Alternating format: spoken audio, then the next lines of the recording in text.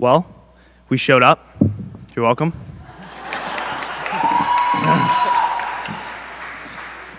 So, last year at my Inviso, a few King students approached me and pointed out the way that I was dressed and the way I presented myself, and immediately pegged me as a man of Reagan. They then proceeded to apologize. They went on to describe the general perception of the house at King's as men of arrogance and pride, with each member having an exceptionalist mentality.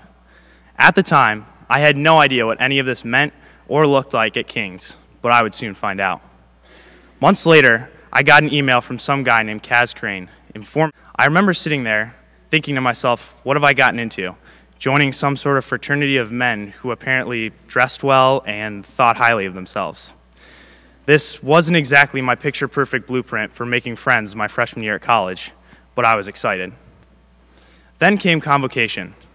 I showed up and saw my fellow Reaganites already distinguishing themselves from the rest of the student body with their Reagan blazers, and hoped that what I was wearing would make the cut. Now, many of you remember Kaz's convocation speech for one reason, but I remember it for another. He described a group of men united under common goals to pursue lives above the status quo. As he continued to describe the house, I noticed that it went well beyond the surface of being well-dressed or having an arrogant persona. I saw something deeper, and what I saw was a group of men. And what I saw was only confirmed when Kaz asked the men to stand and recite the House mission statement. I stood there ill-prepared and wished I could join my fellow members in reciting that the House of Reagan exists to equip and encourage its members to be God-fearing men of integrity who take calculated risks while persevering in the pursuit of a significant life. I'm Logan McDonald. I'm the alum. Graduated about 4 weeks ago. Hope you remember me. Now, the house creation story is more of a legend in my mind. See, it began when Curtis Cochran, aka the Godfather, went out into the wilderness for 40 days and 40 nights. Oh, you laugh. Yeah, sure. Then he encountered the spirit of Ronnie, who said, "Build a house in my name." And he did. Now, our crest carries a lot of significance for us, such as blue for loyalty, red for a warrior spirit, calculated risk-taking, the 3 swords for strength, courage, honor, the wolf, perseverance, the lion, bravery. But there's more to that, but I can't tell you because we keep it within Reagan.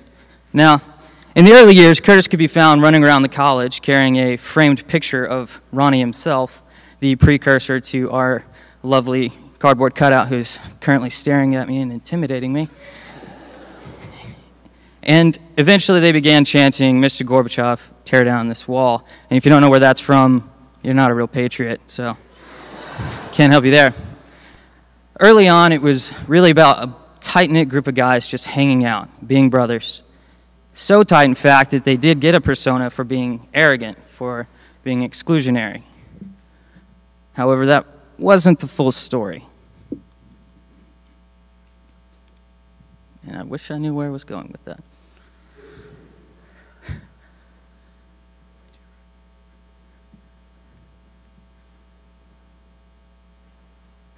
Oh yeah, there we go. House history 2 years ago. Sorry, I blocked it out of my mind. It's a little touchy. In preparation for the event, because there was actual preparation, I had a 2-hour phone conversation with Curtis, in which he told me that before he came to college, he wanted to find friends that were closer than brothers. At least a friend that was closer than brother. And for him, that was to be the house. He led with that attitude, and it was more than just checklist leadership or house competitions. It was about brotherhood and unity for him. And when I told him that we called him the Godfather, he kind of laughed and said, no, you don't get it. I couldn't have done anything without Ben Stoffron, who was a fellow Reaganite and his best friend, who he was actually in his wedding 2 years ago with. Now, their brotherhood, more than anything, that's what the house is really founded on. Not some legend, not some myth, and not arrogance, but brotherhood and unity that they continue to today. Thank you. It's been said that Curtis declared himself dictator for life. However, he did surrender the office after his third term. Manuel Hubschmann wanted to take the House in a direct approach to spiritual life when he became president in 2007. Manuel was a fun-loving and Christ-centered man, and we often called him the German. In 2008, James Nordby took on the mantle of presidency.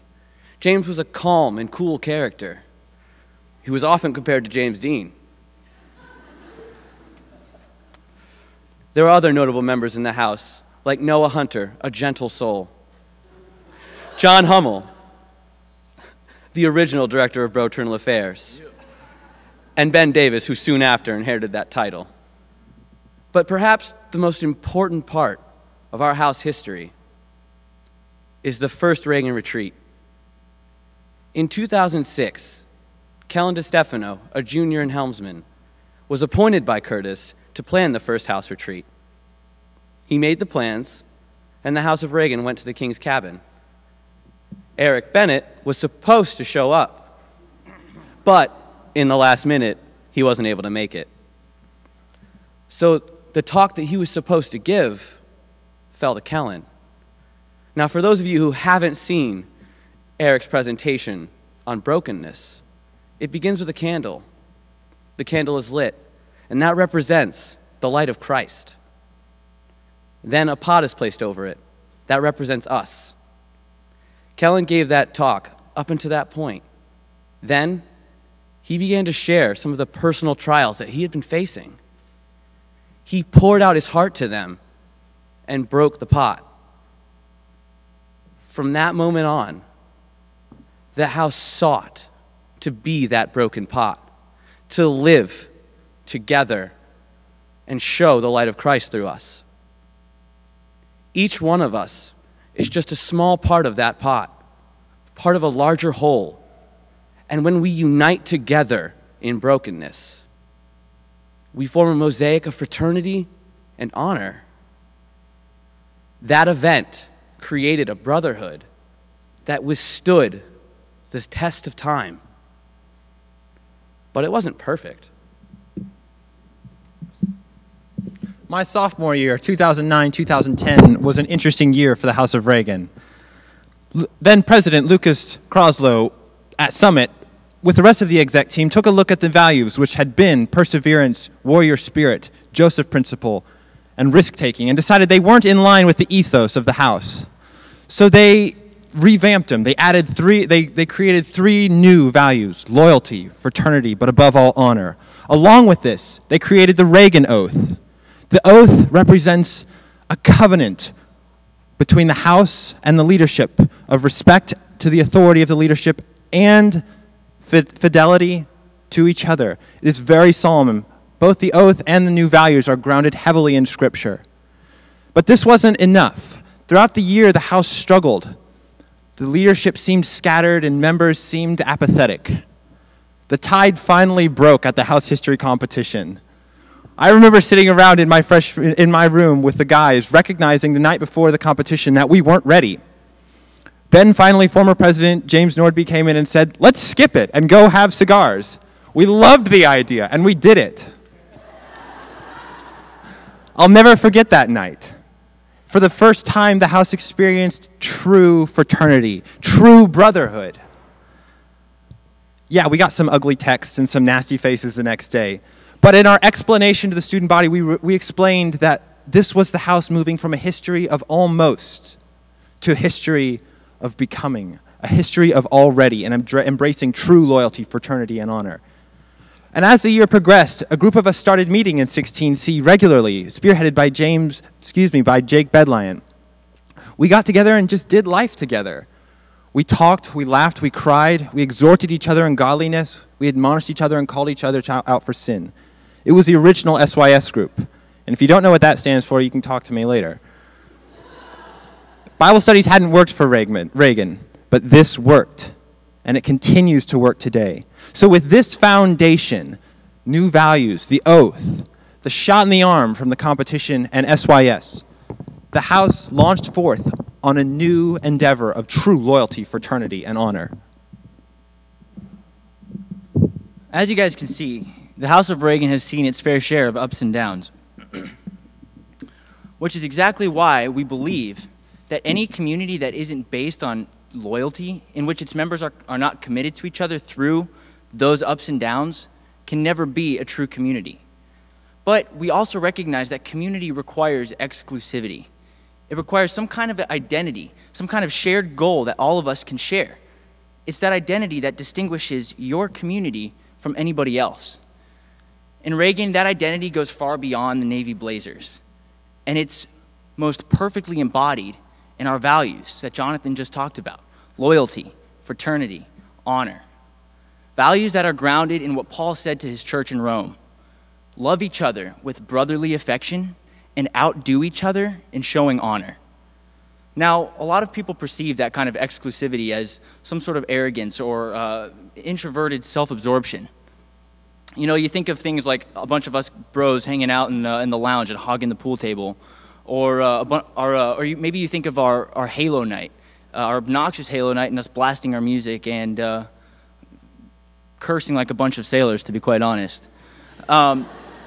But then again, there's still these SYS groups where members have the opportunity to share their deepest, darkest secrets with each other and pour into each other's lives.